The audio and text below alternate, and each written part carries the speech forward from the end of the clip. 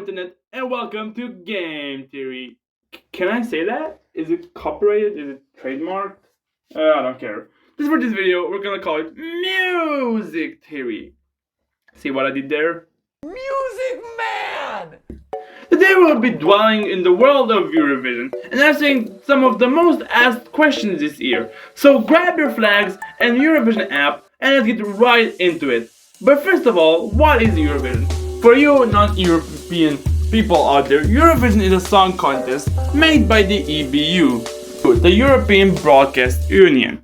Every year, a country from across Europe, Asia, and Australia, they were introduced for the 15th anniversary of Eurovision and have stayed there ever since. Choose a song and an artist to represent them in hope of winning it all. In Eurovision, there are two main steps. First up is the semi-final.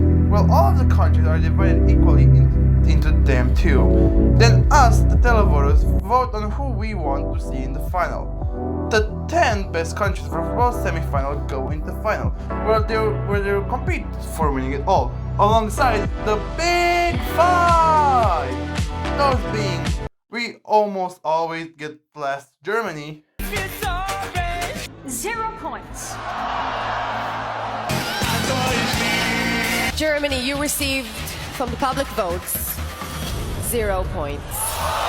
We either bring a beautiful ballad or just don't do shit, France.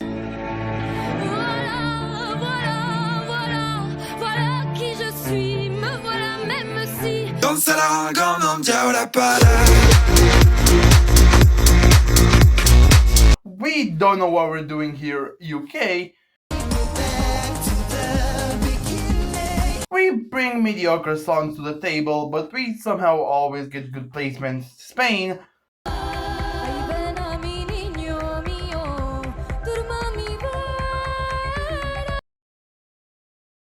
Or we either win Eurovision or bring one of the most boring ballads ever, Italy.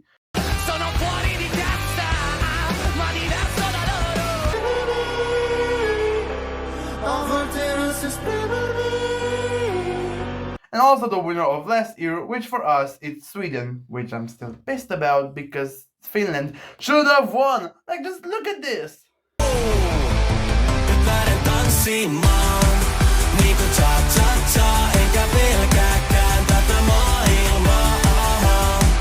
Anyway, now for the questions everybody has been wondering online. Why was Eurovision this year so controversial? Well, there are three main reasons that we're gonna talk about in this video.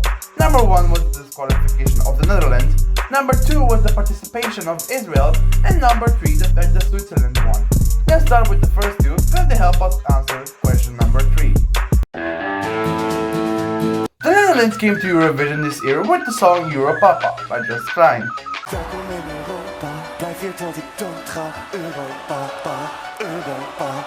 In the song, it mentions that all of us should be united by speaking in other European languages other than Dutch, like English, German, and a bit of French, but also by reflecting other countries with their traditional food or music.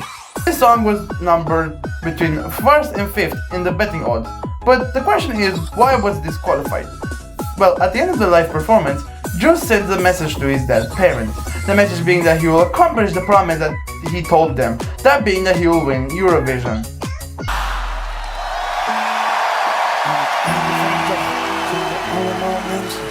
Vader zei me ooit, het is wereld zonder grenzen. Ik mis je elke dag, is wat ik stiekempjes fluister. Zie je nou wel, pa, ik heb naar je geluisterd. When going off the stage into the green room, well, all the artists wait for the end of the contest so they can see if they won or got into the final. He was being recorded by Israeli news reporter. The news reporter continued filming Just Klein even though he was very emotional, which is a completely reasonable emotion when talking to your dead parents. Please don't disturb me. Don't disturb me. I told you don't disturb me. From here, it's definitely just a blur of what happened. EBU has stopped the investigation mostly after the end of Eurovision, and neither did the artist or the Israeli news reporters speak out about what actually happened, which was very sus. From what we know, two things might have happened. One, just kind of showed a fist gesture in his way to threaten the Israeli news reporter into stop recording him.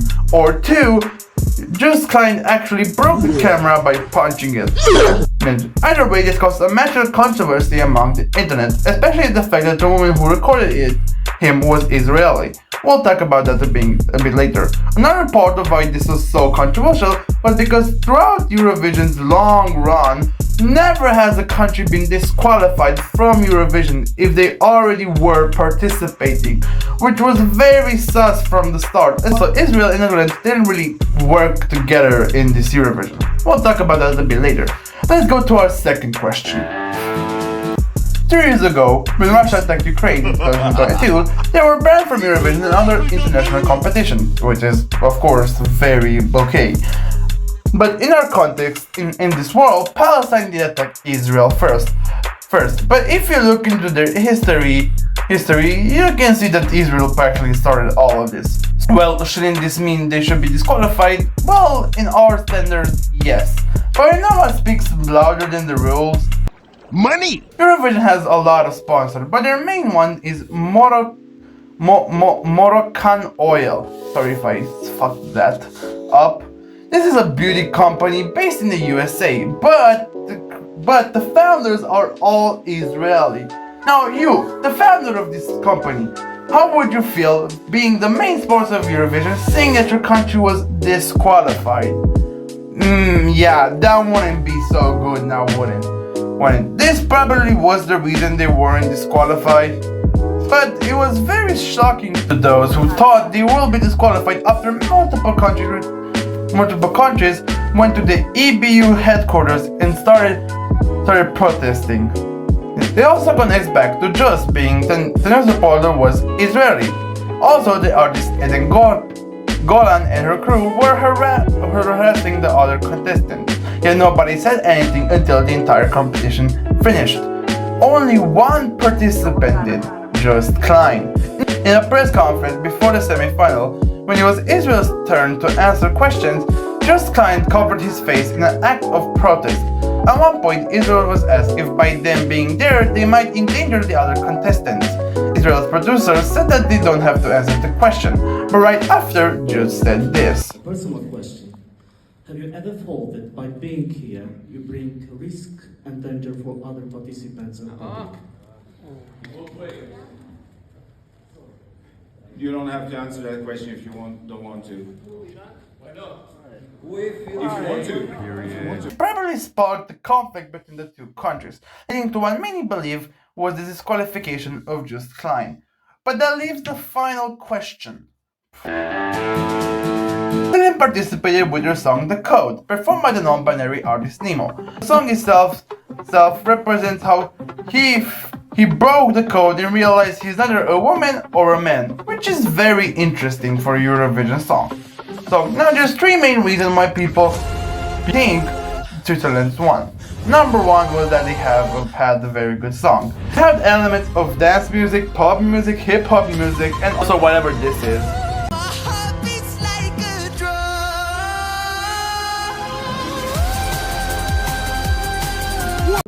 Second reason, which is a bit more controversial, was that they are part of the LGBTQ community.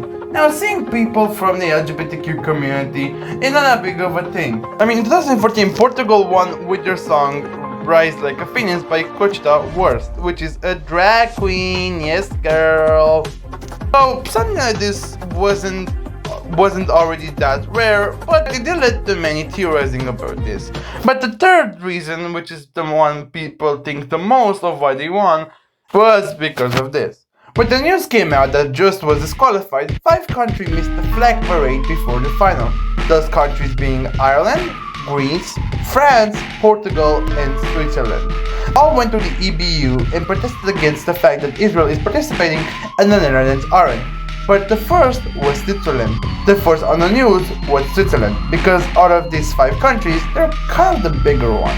This made a giant problem for the EBU, because with 25 minutes left till the start of the final, France, UK, Sweden, Portugal, Greece, Switzerland, Ireland, and Estonia all wanted to drop out. Now, may I remind you that Sweden were the host of this year's Eurovision, and UK and France are part of the Big Five. Now, nothing happened and no one actually dropped out. But after the contest, where their contract ended, multiple artists spoke up. Those being Switzerland. I broke the code and I broke the trophy. Maybe the trophy can be fixed. Maybe Eurovision needs a little bit of fixing too every now and then. And Ireland. It's been so hard, and it's been so horrible for us. We are what the Eurovision is. The EBU is not what the Eurovision is. The EBU, I don't even care anymore. Them. The thing that makes this is the contestants, the community behind it, the love and the power and the support of all of us is what is making change. The world has spoken. The queers are coming. Non-binaries for the...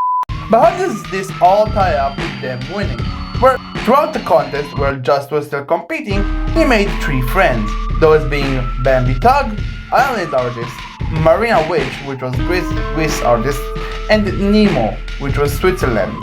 Seeing this and the fact that they were first to protest, they were chosen by the jury, probably. 26 out of the 36 countries chose Switzerland to give their 12 points, the rest giving 12 points to the other countries that protested, other than Luxembourg, Armenia, Ukraine, and Croatia. Even though there are some speculation that Croatia did protest, no source has been found online. So, there you have it. Now I've answered the big 3 questions that lead us to the bigger question of why Eurovision was so controversial this year. Hope you liked it. I'm not doing anything like this again. But hey, that's just a theory, a music theory. Thanks for watching.